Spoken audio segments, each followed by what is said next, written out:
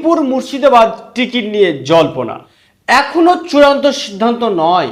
আসন্ন নির্বাচনকে সামনে রেখে জঙ্গিপুর ও মুর্শিদাবাদে টিকিট নিয়ে যেইভাবে রাজনৈতিক চর্চা শুরু হয়েছে, তবে হ্যাঁ, এখন পর্যন্ত কোনো রাজনৈতিক দল প্রার্থীর নাম ঘোষণা করেননি, ফলে রাজনৈতিক জল্পনা বাড়ছে।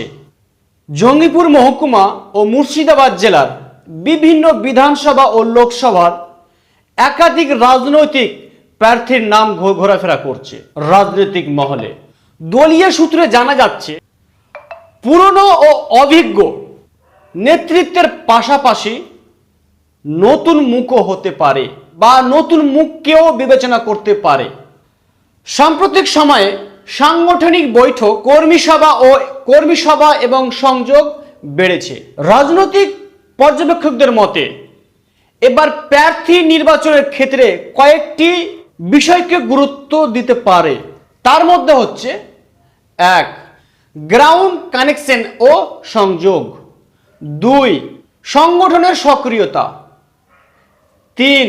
সাম্প্রতিক বিতর্ক ও ভাবমূর্তি, জেতার সম্ভাবনা। বিশেষ করে জঙ্গিপুর ও মুর্শিদাবাদ জেলার আশেপাশে এলাকায় উন্নয়ন, বেকারত্ব ও গঙ্গা ভাঙন ইস্যু, এছাড়াও এসআইআর ও ওয়াকফ বিলে বড় একটা ভোটে এই কয়েকটা ইস্যুতে বড় একটা প্রভাব ফেলতে পারে বলে মনে করা যাচ্ছে। স্থানীয় বাসিন্দাদের একাংশের মতে প্রার্থী যেই হোক না কেন, মানুষের কাজ কিন্তু করতে হবে। অনেকেই মনে করছেন দলীয় টিকিটের চেয়ে গুরুত্বপূর্ণ হচ্ছে প্রার্থীর কার্যক্ষমতা ও মানুষের সঙ্গে সংযোগ। এই মুহূর্তে চূড়ান্ত তালিকা প্রকাশ না হওয়া পর্যন্ত সবটাই কিন্তু জল্পনার কল্পনা। আনুষ্ঠানিকভাবে ঘোষণা হলেই স্পষ্ট হবে কারা জঙ্গিপুর ও মুর্শিদাবাদের জেলার প্রার্থী হতে চলেছে বা কাদেরকে টিকিট বন্টন করবে, কারাই বা করবে, কে বা প্রার্থী হবে।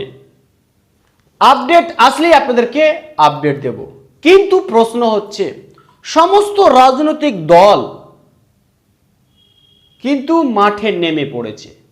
সে তৃণমূল হোক, বিজেপি হোক, কংগ্রেস হোক, সিপিআইএম হোক, আইএসএফ হোক, এসডিপিআই হোক, বিভিন্ন রাজনৈতিক দল কিন্তু মাঠে তারা নেমে পড়েছে।